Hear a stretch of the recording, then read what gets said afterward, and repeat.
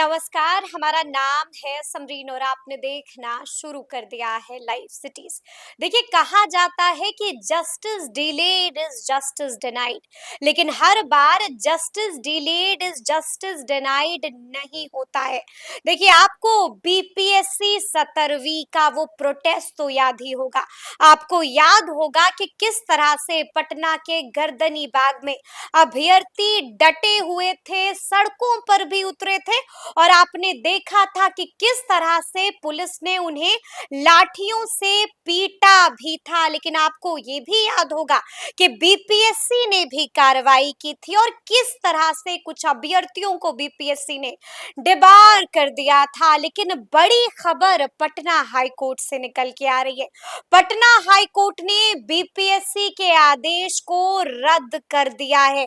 जी हाँ, बीपीएससी के आदेश को पटना हाई कोर्ट ने रद्द कर दिया है।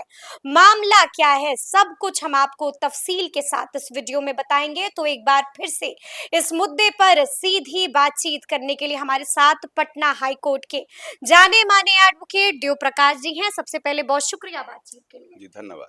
जी, वकील साहब, सबसे पहले तो हम आपसे समझना चाहेंगे कि क्या कुछ हुआ है कोर्ट में, पूरा मामला क्या है। देखिए, जो लड़के लोगों का जो 70वां जो संयुक्त परीक्षा था बीपीएससी के द्वारा, इस एग्जामिनेशन में एक लड़का वीडियो पे इंटरव्यू दे दिया था निकल के बाहर। उस दिन चूंकि एग्जामिनेशन जो हुई थी तो आधा घंटा लेट शुरू हुआ और जब बाहर निकला तो लोगों ने हल्ला किया कि भाई लीक हो गया। तो किसी प्रेस वाले ने आप लोग तरह गए और वो जाकर इंटरव्यू ले ली। इंटरव्यू में उन्होंने कहा कि आधा घंटा लेट से शुरू हुआ है, पता नहीं किस कारण शुरू हुआ है, कुछ गड़बड़ तो हम लोगों को लगता है, कुछ बाहर हल्ला भी सुन रहे हैं लीक करने का। इस ढंग से उसने कुछ अपना बयान दिया। अब उसको जो ये प्रेस वाले लोग हैं या जो हैं, वीडियो तो एडिटिंग होता ही है, हर वीडियो एडिटिंग होता है। एडिटिंग करने के बाद जो है सो उसको उन्होंने चला दिया। बीपीएससी ने उनको एक नोटिस दे दिया और नोटिस उनको दिया है करके उनको नोटिस देख के कहा कि हाँ 13 दिसंबर 2024 को एक नोटिस दे दिया उनको शो कॉज करके, और कहा क्या कि साहब आपने इंटरव्यू दिया और बीपीएससी को डिफेम किया, बदनाम किया। इसके लिए आपको हम 3 बरस के लिए डिबार करते हैं कि हमारे किसी एग्जामिनेशन में सम्मिलित न 3 साल के लिए डिबार। जी, 12/12/2024 से लेकर के 12/12/2027 तक। अब इससे ज्यादा अनजस्ट, इलीगल, इलॉजिकल ऑर्डर हो ही नहीं सकता। अनजस्ट, इलीगल और इलॉजिकल ऑर्डर, ऐसा क्यों वकील साहब? अब देखिए, होता क्या, पहले बीपीएससी में जो चेयरमैन हुआ करते थे वो शिक्षाविद हुआ करते थे अधिकतर। बाद में ट्रेंड आया कि हर एक शिक्षा संस्थान को भी एक ब्यूरोक्रेट को लाके डाल दो। ब्यूरोक्रेटिक एक्सपोजर जो होता है, बिहेवियर होता है, उसी ढंग का होता है जैसा ये ऑर्डर है। अब बताइए, कोई लड़का का इंटरव्यू दिया आधा घंटा लेट से एग्जामिनेशन, तो उसमें जो हंगामा था और जो माहौल था और जो चल रहा था, तो इसका मतलब सबको डिबा अच्छा, कोर्ट ने जो ऑनरेबल पटना हाई कोर्ट ने आदेश दिया था acting chief justice Ashutosh Kumar के बेंच ने, उन्होंने भी कोई विक्टिमाइजेशन के बारे में कहा कि नो विक्टिमाइजेशन, किसी का विक्टिमाइजेशन ना करिए। उसके बाद एक लड़के के इंटरव्यू देने पर उसको नोटिस देना, और नोटिस में कोई स्पेसिफिक एलिगेशन उसके अगेंस्ट में नहीं। कुछ तो लिखा होगा ना बीपीएससी ने उस उसने नोटिस कहा में। कि आपने दिया, उसे बीपीएससी बदनाम हो गई। बीपीएससी बहुत नेकनाम है, तो नेकनाम अपने उसके लिए एक लड़का चला है, बदनाम हो जाएगी क्या? नेकनामी एक लड़के कहने से बदनाम हो गई? और लड़के ने केवल यही नहीं कहा, आधा घंटा लेट तो शुरू हुआ ही था, बापू परीक्षा केंद्र जिसको पर। बात तक एक्सप्लेन नहीं कर पाए हैं वो लोग। हम्म, तो जो उन्होंने एक नोटिस दिया उसको, वो नोटिस दिया है उनको 13 दिसंबर 2024 को। उस नोटिस का लड़के ने रिप्लाई, उसको मेल पर नोटिस आया। लड़का देखिए, लड़का तो लड़का बच्चा सब छोटा उम्र का होता है। अरे 20 22 21 22 24 का लड़का सब सिविल सब के परीक्षार्थी थे। ये भी सोचना चाहिए था जो भी लोग नोटिस दे रहे थे, ये किसी करियर है, फ्यूचर है। आज के जमाने में किसी को दीवार करना तो उसको मर्डर करने के बराबर, हत्या कर रहे हैं उसकी। अब जाकर के आप 3 साल दीवार कर दिए, इतना हार्ड सेक्शन। तो ऑनरेबल पटना हाई कोर्ट ने जो किया, बिल्कुल ही जायज एक्शन लिया। इस ढंग के एक्शन को तो सीधा थ्रो अवे करना चाहिए। और उन्होंने कहा कि जब वो लड़के ने रिप्लाई दिया, रिप्लाई उसने बड़ा ढंग से बना के दिया। उस रिप्लाई के बाद चलो शो कॉज आपने कर दिया, रिप्लाई कर दिया, मान जाना चाहिए था आपको। उसके बाद रिप्लाई के बाद उन्होंने एक नोटिस निकाली, और नोटिस जो निकाली उसमें 13 लड़कों को, ये नोटिस इनकी है, जो डेट है नोटिस की वो है 25, ये डेट है 19 फरवरी 2025 का। इसमें 13 लड़कों का नाम है। इसमें 12 लड़के जो हैं वो इसी ढंग के आंदोलन वाले डिफेमेशन वाले चार्ज। एक पर चार्ज था कि वो इम्पर्सोनेशन, मतलब किसी के बदले परीक्षा दे रहा था। चलो वो थोड़ा क्राइम हुआ, लेकिन चूंकि उसी लिस्ट में ये भी है, अब तो हाईकोर्ट ने पूरा नोटिस रद्द कर दिया। तो नोटिस रद्द किया तो वो भी खत्म हो गया, पूरा का पूरा नोटिस रद्द पूरा कर दिया। नोटिस ही हाईकोर्ट ने रद्द कर दिया, सेट असाइड अच्छा, कर दिया। जी। और कहा कि भाई नोटिस ही गलत है और सेट असाइड समझ। जिसमें एक लड़का तो इम्पर्सोनेशन वाला है, तो इसका तो इसको इम्पर्सोनेशन क्राइम है, ऑफेंस में आता है, इसको इसमें अलग अलग करना चाहिए। और एक नोटिस से, वो नोटिस जो फरवरी 2025 का है, उस नोटिस से सबको इन्होंने कहा कि आप डिबार हो गए इससे, अब आप परीक्षा 3 साल हमारे यहाँ किसी एग्जामिनेशन में अपीयर नहीं हो सकते। हैं। तो ऑनरेबल हाई कोर्ट ने कहा कि भाई इस ढंग का एक्शन, देखिए एडमिनिस्ट्रेटिव एक्शन जुडिशियल एक्शन नहीं होता है, लेकिन बहुत सारे जजमेंट है ऑनरेबल सुप्रीम कोर्ट के और हाई कोर्ट्स के, जिसमें सबसे नामी तो उसमें मेनका गांधी जजमेंट है। और क्या था वो जजमेंट मेनका गांधी वाला? पासपोर्ट उनका सीज कर लिया और एक नोटिस तक नहीं दिया, शोकॉज नहीं दिया, रिप्लाई नहीं लिया, जो नेचुरल जस्टिस का मामला होता है। उसमें ही ऑनरेबल सुप्रीम कोर्ट ने कहा था बिना नेचुरल जस्टिस के आप भी काम नहीं कर सकते। जो रिप्लाई, जब मान लीजिए किसी ने शोकॉज रिप्लाई दिया, तो आपका जो एक्शन होना चाहिए वो कोजेंट होना चाहिए, रीजनेबल। कोई रीजनिंग आपने नहीं दिया, अनरीजनेबल है। ना कोजेंट है, ना रीजनिंग है, ना स्पीकिंग, कुछ भी नहीं है। तो आपने बिना कोई स्पेसिफिक एलिगेशन के भेग एलिगेशन आर्बिट्रेरी डिफेम किया। डिफेम तो बहुत व्यापक शब्द है, इससे आपने डिफेम कर दिया उसको। ठीक है, लेकिन ऐसे में वकील साहब कई तरह के और सवाल उठ रहे हैं। सबसे बड़ा सवाल तो यही है कि याचिकाकर्ता ने अपनी याचिका में किन किन बातों का जिक्र किया? याचिकाकर्ता इसमें एक ही लड़का है। बिल्कुल हमने देखा कहीं तेरे लड़के सब साथ में तो नहीं सम्मिलित होकर तो नहीं इन्होंने किया है, सिर्फ एक ही लड़का किया, और एक ही को राहत मिली है। फायदा सबको मिला है।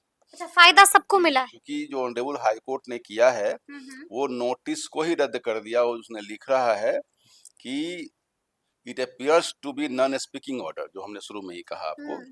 Details so called notice petitioner has not been considered. The application is allowed. The notice dated 19th February 2025 is set aside. ये नोटिस वही है, इसमें तेरे लड़कों का नाम है, यही नोटिस सेम है जो मैंने आपको हिंदी में यहाँ दिया हुआ है, ये उन्होंने दिया है।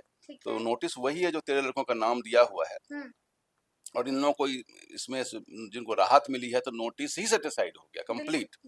यह नहीं है कि इसमें, यानी कि इन अभ्यर्थियों की बड़ी जीत हो गई है, बड़ी राहत, गुड न्यूज मिली। जायज जीत है, जायज जीत है, ये होना चाहिए। किसी भी बीपीएससी के एग्जामिनेशन बड़ी है, रिक्रूटमेंट करती है, इनका एक्शन इतना हार्श, इतना अनरीजनेबल, इतना इलॉजिकल, इतना इलीगल नहीं होना चाहिए। मतलब it is totally unjustified, totally unjustified, unreasonable, unjustified, non reasonable.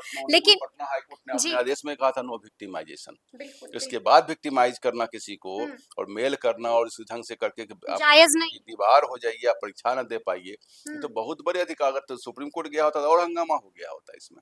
इस ढंग की बात अगर आदेश आप करिएगा, इस ढंग का आदेश को कोर्ट कभी बर्दाश्त नहीं करती। ठीक है, लेकिन याचिकाकर्ता ने अपनी याचिका में किन किन बातों का जिक्र किया? याचिकाकर्ता ने यही कहा कि इतना असर हुआ उसमें। कहा कि हमने केवल वीडियो क्लिपिंग हमने दिया था और हमने इतना ही कहा, आधा घंटा लेट शुरू हुआ, बाहर निकले लड़के ने कहा कि कुछ क्वेश्चन पेपर लीक हुआ है, और उसको प्रेस वाले लोग, जो आप लोग नमक पानी चीनी लगाते हैं, लगा के लोग प्रेस वाले ने दिया वीडियो एडिटिंग करके, जिसका ये कहा याचिकाकर्ता ने कहा। तो जब एडिटिंग करके दिया उसको, तो उस पर बीपीएससी ने, जब सब घटना हो गई तो लास्ट में बीपीएससी ने एक नोटिस दे दिया और नोटिस देकर कहा कि अब जवाब दीजिए, आपने डिफेम किया, आपने बदनाम किया, आप हमारी प्रतिष्ठा को गिराए हैं बीपीएससी को। और उस नोटिस देने के बाद लड़का जब नोटिस दिया तो उस लड़का, चूंकि लड़के तो बच्चे हैं ये सब, अब इनको लड़के शॉक्ड हो गए। उसके बाद वो गए हाई कोर्ट। उपाय क्या है, नहीं जाएगा हाई कोर्ट तो उपाय क्या था उसके सामने। तो उसके बाद हाई कोर्ट गया, हाई कोर्ट ने कहा कि हमने रिप्लाई भी दिया, तब भी मेरे ऊपर इतना 3 साल के लिए डिबार कर दिया गया। आपको हम बता दें कि डिबारमेंट, रेस्टिकेशन, ब्लैक लिस्टिंग अधिकतर हाई कोर्ट में डिफीट होता है, अधिकतर खत्म हो जाता है वहां पर, इसलिए कि हाई कोर्ट बहुत हार्श एक्शन में विश्वास नहीं करती है किसी, क्योंकि लड़के बच्चों के साथ में। ये परीक्षार्थी हर एक सिंपल सा इंटरव्यू दिया, किसी पर कोई एलिगेशन किसी व्यक्ति विशेष पर नहीं है, किसी का नाम नहीं लिया, ना आपका एलिगेशन स्पेसिफिक एलिगेशन है, इसके बावजूद आपने 3 साल डिबार कर दिया। और इसमें उन्होंने जो जजमेंट कोर्ट किया है वो Kranti associates private limited versus Masood Ahmad Khan, जो 2000 10 का जजमेंट है। हाई कोर्ट ने सुप्रीम कोर्ट के जजमेंट का हवाला दिया है। ये सुनवाई हो गई थी 2 सितंबर को, जजमेंट पहले 10 सितंबर को आया है, ठीक है। 2 सितंबर को हो गई थी। और इस पूरे सुनवाई में सबसे अच्छी बात है कि पूरे नोटिस जिसमें 13 लड़कों को उन्होंने डिवार किया, पूरे नोटिस ही सेटिसाइज कर दिया। तो इसके मतलब सबको राहत मिल गई। ठीक है, लेकिन हम आपसे ये भी समझना चाहेंगे कि हाई कोर्ट ने सुप्रीम कोर्ट के एक आदेश का भी हवाला दिया है इसमें, क्या था वो आदेश? उसमें वही आदेश था कि एडमिनिस्ट्रेटिव एक्शन में भी speaking order, cogent order, reasonable order होना चाहिए। ये स्पीकिंग नॉन स्पीकिंग ऑर्डर क्या होता है? स्पीकिंग जिसमें रीजनिंग होना चाहिए, अनरीजनेबल जिसमें आप बताएं क्यों आप एक्शन ले रहे हैं, एक्शन के लेने के प्रति क्या धारणा आपकी है, इसके पीछे क्या पृष्ठभूमि आप दे रहे हैं, कौन सा स्पेसिफिक एलिगेशन है, और उसका रिप्लाई उसने क्या दिया, उसको लिखा जाता है रिप्लाई, तो सोकॉज के पॉइंट्स को लिखा जाता है, फिर सोकॉज का स्पेसिफिक पारावाइज रिप्लाई बनता है, पारावाइज रिप्लाई को देखा जाता है, अगर रिप्लाई सही हो, सोकॉज एक पाराफर्नलिया फॉर्मेलिटी नहीं है, अगर सोकॉज रिप्लाई अगर आपको जस्ट रीजनेबल आ गया तो वहीं से केस क्लोज कर देना चाहिए। और उसके बाद इन्होंने फॉर्मेलिटी किया सोकॉज करके और एक्शन 3 साल का लिया। मैंने पहले से लगता है प्रिज्यूम एक प्रिजुडिस माइंड था कि 3 साल एक्शन लेना ही है उसके ऊपर। तो ये ऑर्डर बिल्कुल सेटिसाइड के लायक था ही। और ऑनरेबल हाई कोर्ट ने, जस्टिस संदीप कुमार के बेंच ने बहुत ही अच्छा ऑर्डर दिया है।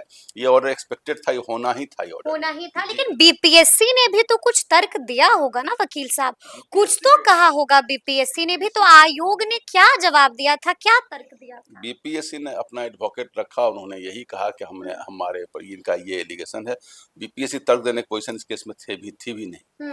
क्या तर्क देती, जब उसको ऑलरेडी शोकॉज दिया, रिप्लाई दिया, सब कुछ दिए हुए है, और आप उसके बाद 3 साल का एक्शन ले लिए, बच गया लड़का इम्पर्सोनेशन वाला इसी लिस्ट में, जॉ के साथ जो बच रहा था घुन भी बच गया उसी चीज के। इम्पर्सोनेशन पर कुछ एक्शन होता, हमारे हिसाब से इम्पर्सोनेशन थोड़ा गलत था, लेकिन इम्पर्सोनेशन में, लेकिन चूंकि नोटिस एक ही है, नोटिस सेटिसाइड कंप्लीट हो गया, तो सब निकल गए।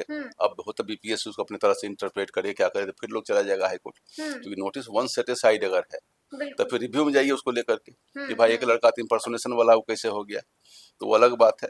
लेकिन ऑनरेबल हाई कोर्ट का इस स्वागत जो कदम है, जो सेटिसाइड इन्होंने कर दिया, और उनका जो बीपीएससी का कदम है वो बिल्कुल ही इलॉजिकल, इलीगल, अनरीजनेबल, अनजस्टिफाइड है। अनजस्टिफाइड था जो बीपीएससी ने कदम उठाया था। तो हमने आपको तफसील के साथ बताया है कि कैसे बीपीएससी के आदेश को हाई कोर्ट ने रद्द कर दिया है। आदेश में क्या कुछ था वो भी बताया हमने, और साथ ही साथ हमने आपको ये भी बताया कि किस तरह से अभ्यर्थियों की बड़ी जीत हुई है।